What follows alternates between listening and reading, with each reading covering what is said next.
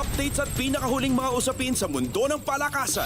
Atin ang pakinggan dito sa Ang Pilipinas Ngayon. Hindi makakasama si Japeth Aguilar sa training camp at friendlies ng Gilas Pilipinas sa Doha, Qatar bilang preparasyon nito para sa darating na FIBA Asia Cup. Ayon kay head coach Tim Cone, hindi makakasama ang veteranong big man sa lakbay ng koponan sa Doha mula Pebrero 13 hanggang 18, subalit sasama naman ito sa final leg ng Asia Cup qualifiers na gaganapin sa Chinese Taipei at New Zealand ayon sa pagkakasunod. Bukod kay Mason Amos, papalit sa 38 anyos na sentro si Barangay Ginebra teammate Troy Rosario. Si Rosario ay dinagdag sa lineup ng Gilas pagkarang magtamo ng ACL injury si big man Kai Soto.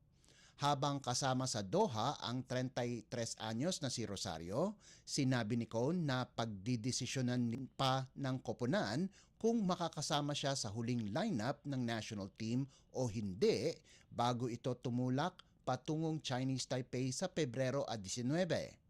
Bukod kay 7'3" Soto na kakagaling lamang sa operasyon para sa kanyang ACL injury at inaasahang hindi makakalaro sa loob ng isang taon, ipaparada ng Gilas ang kaparehong koponan na naglaro sa simula ng Asia Cup qualifiers nitong nakalipas na taon.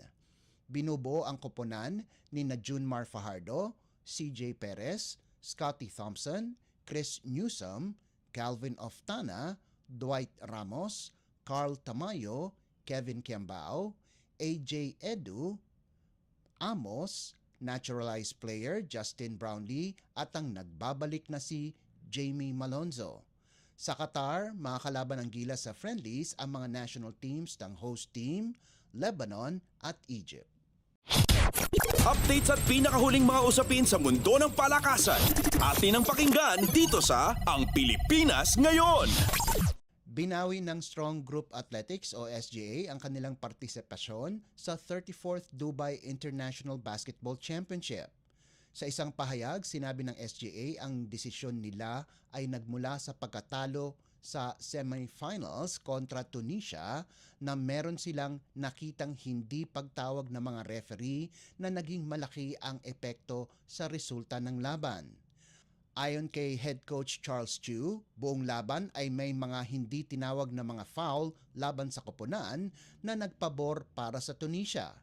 Dagdag ni Chu na ang pinaka-kontrobersyal ay ang sa mga huling segundo na dihado ang koponan ng 3 puntos, 66-63. Paliwanag ng SGA, kitang-kita na may kontak ang Tunisian big man na si Mokhtar Gyaza kay Renz Abando na nagtatangkang tumira ng 3-pointer, may 4.4 na segundo na lamang ang nalalabi sa laban.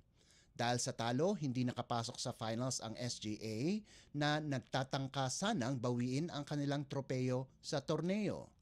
Kung itutuloy ng Strong Group na i-boycott ang battle for third place, mapupunta sa United Arab Emirates ang bronze medal.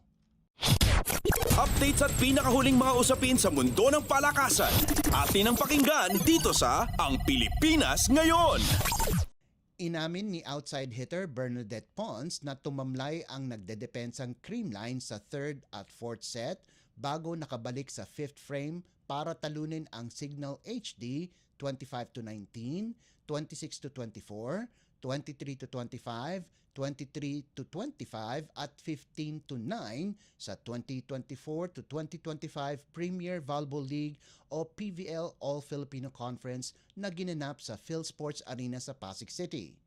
Si Pons ang sinandalan ng Cool Smashers sa 5th set para iposte ang imakuladang 7-0 kartada sa torneo.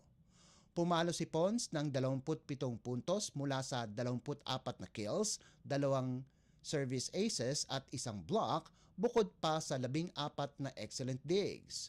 Bagsak ang HD Spikers sa ikalawang dikit na kabiguan para sa 5-3 marka. Dahil sa kanyang performance, tinanghal bilang Press Corps Player of the Week Pilipinas Live sa linggo ng Enero 28 hanggang Pebrero 1. Tinalo ni Pons sina Kyle Negrito ng Creamline, Savi Davison ng PLDT, Jov Gonzaga ng Zeus Coffee, Ivy Laksina ng Akari at Trisha Tubo ng Farm Fresh para sa lingguhang patimpalak. Updates at pinakahuling mga usapin sa mundo ng palakasan. Atin ang pakinggan dito sa Ang Pilipinas Ngayon. At yan ang pinakahuling balita sa larangan ng palakasan. Para sa Radyo Pilipinas World Service, ito po si Leo Magpayo. Magandang araw. Updates at pinakahuling mga usapin sa mundo ng palakasan. Atin ang pakinggan dito sa Ang Pilipinas Ngayon.